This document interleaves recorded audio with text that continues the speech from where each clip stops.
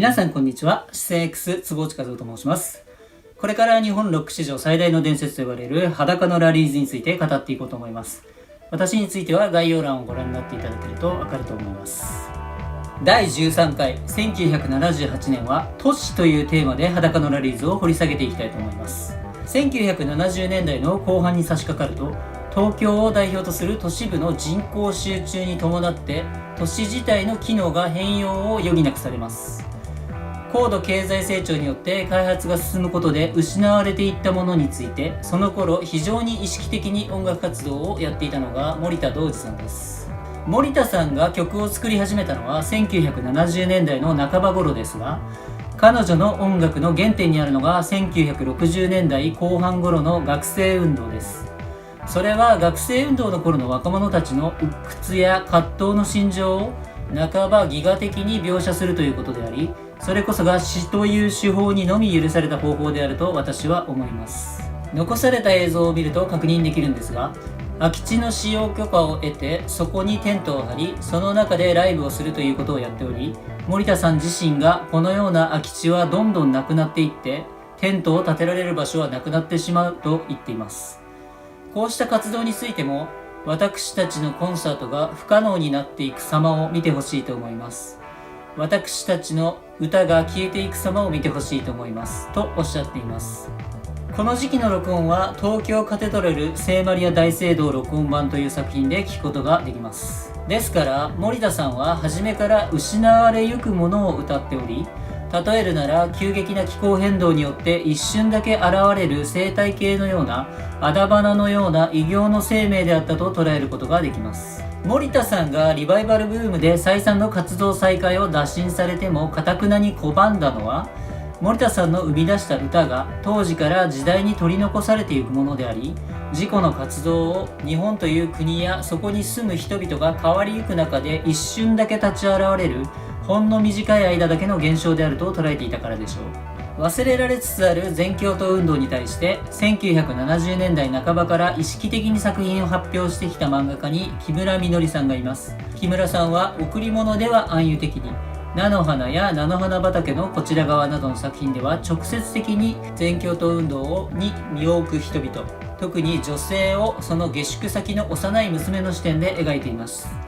菜の花に登場する森ちゃんという女性は大学で運動しているけれど、卒業後は青森の田舎に帰り花嫁修行をして見合いをする運命が待っており、そしてそれが東京に出てくる前の約束だったと本人が語ります。ここには運動に伴った論理的飛躍や古代感などかけらもなく、等身大でしかも遅延というものから逃れられなかった当時の地方出身の若者たちの姿が感傷的に描き出されています。木村さんの作品に共通しているのは、よりよく生きるとはどういうことかということで、それは人間にとっての普遍的な価値についての洞察に基づいています。しらけることもなく作品を通してあの時代を総括しようとした木村さんは非常に誠実な作家と言えるでしょう。他方、1960年代からガロなどの雑誌に作品を発表した柘義治さんの漫画は、昭和的な情景を時には叙情的に、時にはシュールリアリスティックに描きました。柘植さんの作品群は1960年代当時の若者の市場に訴え、そうした非常によくできた視覚的なイメージは直接森田童子さんらの作品のインスピレーションとなっています。また男女の先の見えない同性生活を描いた林誠一さんの赤色エレジーなどは非常に乾いたタッチで、実際にこれは当時の若者を冷徹な眼差しで見つめていた作者の観察眼にこそ着目するべきでしょう。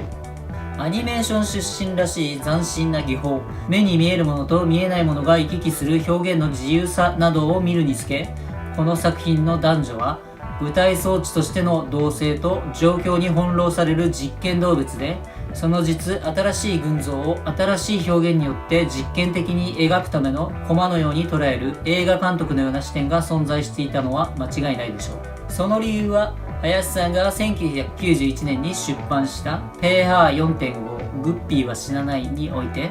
不倫カップルの性行為を手書きモザイクで描きながら、時には男性のモノローグ、あるいは両者の会話などによって俯瞰的に語られる近代や戦後という内容を見るにつけ、最小単位の人間の行為としての性が時代状況と相似形をなすということを描いてみせることによって、人間がいかに考えや行動様式まで時代状況の影響を受けているかということが暴かれているように見て取れるからです。森田さんと同時期に日本の土着的な情念をフォークスタイルで歌ったのが山崎ハコさんです。山崎さんの歌の特徴は、地方、田舎というものと都会というものとの間の絶妙な距離感にあります。織江の歌という曲に特徴的なように、地方の貧しさや悲惨さ、そしてその犠牲者である社会的弱者としての若い女性の心情を歌うと同時に、オーディションという曲に特徴的なように、都会的なものへの憧れ、華やかな世界というものを円形において揺れ動く心情や情熱をも描いたということです。これは山崎さんの中学卒業までを九州で過ごし、卒業後横浜に出てきたという生い立ちに関係があることが想像されます。これらが受け入れられた背景には、テレビやラジオなど情報メディアの地方の均一化と都市への人口流入、流動性の増大があります。歌が人口に膾炙するとき、それは人々の無意識にアクセスして刺激します。山崎さんの歌の魅力は、実際に経験していなければ見聞きしたこともないはずの誰かの物語や感情が不思議な懐かしさを持って迫ってくるところにあります。この頃の女性歌手で特筆に値するのは、他に浅川マキさんと安田みなみさんでしょう。浅川マキさんは1960年代後半から活動を開始し、演出家の寺山修司さんと協力して当時の若者文化を牽引するような立場にあり、2010年に亡くなるまでの長い活動期間でアンダーグラウンドな音楽活動の象徴的な存在として非常に多くの人に愛されました。安田みなみさんは非常に優れた歌唱技術を持ち、LP ではジャズシンガーとしての実力を遺憾なく発揮していますが、私の個人的に好きな曲は赤い鳥逃げたの劇中歌愛情砂漠という曲で、元は主演の原田芳雄さんの歌うシーンが映画内では確認できますが、この曲の安田さんのバージョンは素晴らしいの一言です。この曲は鬼警部アイアンサイドという海外ドラマのサントラ7インチの B 面でしか聴けないので、どこかで再発していただけないかと切に願っています。また南さんは非常に奔放な方だったようで、若松浩二さんの映画を撮影途中ですっぽかして降板したり、ラジオ番組を突然すっぽかして失踪したということです。ちなみに浅川さんと安田さん、両者ともめちゃくちゃタバコを吸いまくっていたそうで、安田さんに至ってはぷかぷかという曲でタバコ好きの女のモデルにもなっています。さらに同時期、1978年は蔡よし子さんが活動停止前の最後のアルバム「蝶の住む部屋」をリリースした年です。蔡さんは1975年の万華鏡からプログレッシブロックにも通じるような多様な音楽性の中に、日本の土着的な情感から密航ではアジアの大陸的なおおらかさまでも内包した非常に優れた作品を残していますが、この蝶の住む部屋ではジャズに接近している以上にポップスとしての商品的な完成度とジャケットに比してそれまでの作品にあった陰りのようなものが大きく後退しています。蔡さんの作品のある種神秘主義的ですらあるアジア的な影は、小栗虫太郎、江戸川乱歩、夢の旧作といった昭和初期の日本の幻想文学からの影響が色濃く、そうした作品から漂う夜の闇の方向は、夜が真に暗かった時代にしか出し得なかったものであり、蔡さんの曲群はそうした闇を非常に美しく切り取ったものであると言えるでしょう。1970年代半ばから日本の都市部ではコンビニエンスストアというものが出現します。セブンイレブンの第1号店は1974年に東京都江東区で、ローソンの第1号店は1975年大阪府豊中市、ファミリーマートの第1号店は1973年に埼玉県狭山市でそれぞれ開店しています。また70年代後半からテレビコマーシャルによってもこのような長時間営業の店舗の認知は進み、こうした新しい形態の店舗によって1970年代半ばから夜の闇が実際に薄れていきます。夜は裸のラリーズにとって最も大きなモチーフでしょう。1991年のファックスインタビューでは、裸のラリーズの曲には夜を歌ったものが多いですが、その理由とはという質問に対し、夜、自由、夜の魅惑、当然夜が好きだからに決まっている、だがその理由を述べることはできない。こちらごときには許されないことだ。夜に対して敬意と礼儀は守るべきであるからとおっしゃっています。人口の流動性の上昇による都市部への住民の流入、それに伴う団地的な新住民の誕生と人々の行動様式の変化によって都市、特に夜の街が持っていた雑然としていながらめまいを引き起こすようなカオティックな機能が低下します。夜の魅惑とはカオスであり、